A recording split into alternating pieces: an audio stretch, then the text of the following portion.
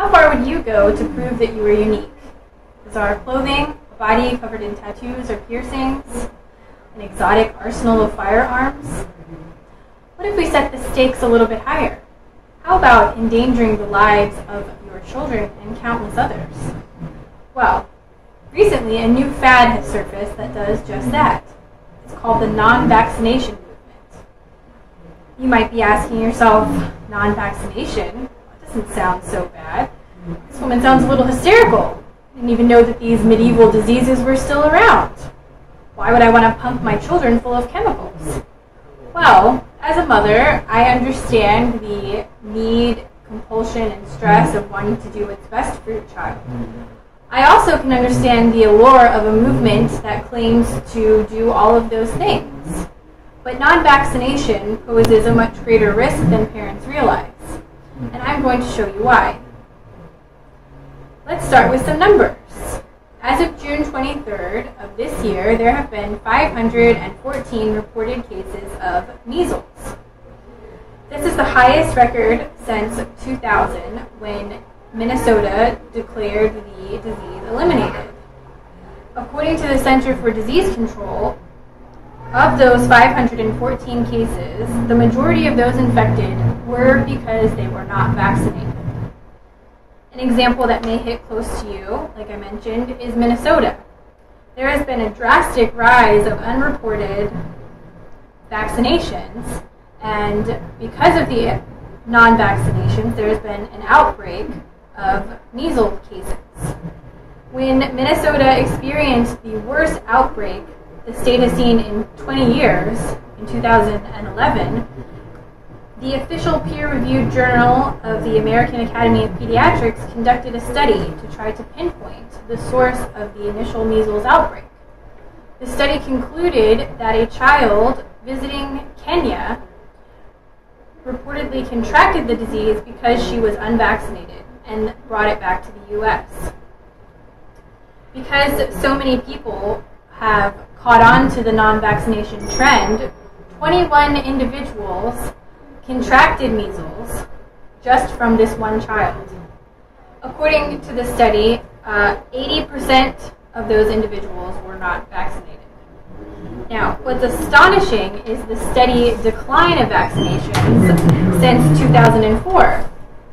In Minnesota, the number of children who received the recommended childhood vaccinations fell from 91% to 54% reported in 2010. Are you convinced there's a problem yet? That is a drastic drop in vaccination numbers. So, the question is why? Why are we seeing more outbreaks, and why are people no longer vaccinating their children? Well, there's a couple of theories. The authors of our study in Minnesota concluded that there's been an outbreak of misunderstandings about vaccine safety. The number one platform for the non-vaccination movement is vaccinations are not safe. Well, this is also the number one platform for the non-vaccination movement is vaccination can cause autism. This is an entirely different discussion for another day. However, the source of the inception has been wildly discredited. He was charged with fraud and publicly retracted his initial findings. Unfortunately, once the cat was out of the bag, so to speak, the silence did not matter.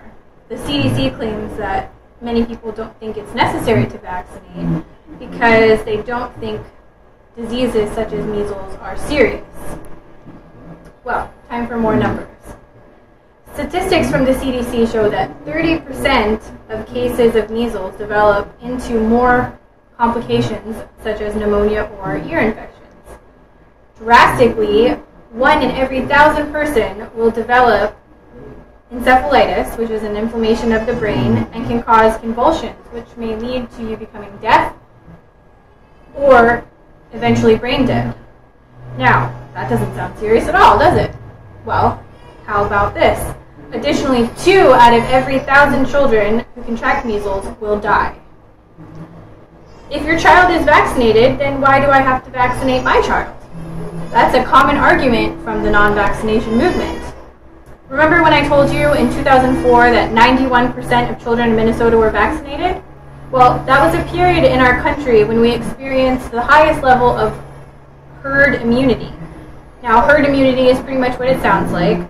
So many people in our country are vaccinated that the disease has trouble spreading because there are so few unvaccinated people that it cannot pass further along. Herd immunity is especially important to those who are young, those too young to be vaccinated, and to the elderly and sick. More importantly, it means that measles, when introduced from other countries, cannot spread any further. Because of the recent trend of non-vaccinators, the U.S. state of herd immunity is basically no more. We're seeing dangerously high rates of once eliminated diseases now coming back. Children are the most at risk, especially because of the timeline of childhood vaccinations. A baby cannot even receive the measles, mumps, and rubella vaccine until they're 12 months old. That leaves a full 12 months of vulnerability. Not to mention the 5% chance that the vaccine may not even work, which is why they receive their booster between 4 and 6 years old. This potentially leaves your child susceptible to catching the disease, even if they come in contact with someone else. So, those of us who have children want our children to be safe. You want to be good parents. But this is not the time to prove that you are different or to go against the grain. Vaccinating presents, non-vaccinating presents a real risk to not your child, but to those other children around you.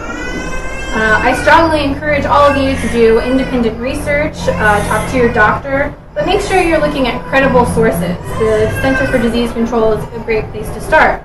I can assure you through my own research that there is no profit to gain except healthy children. Do not get caught up in this dangerous fad and vaccinate.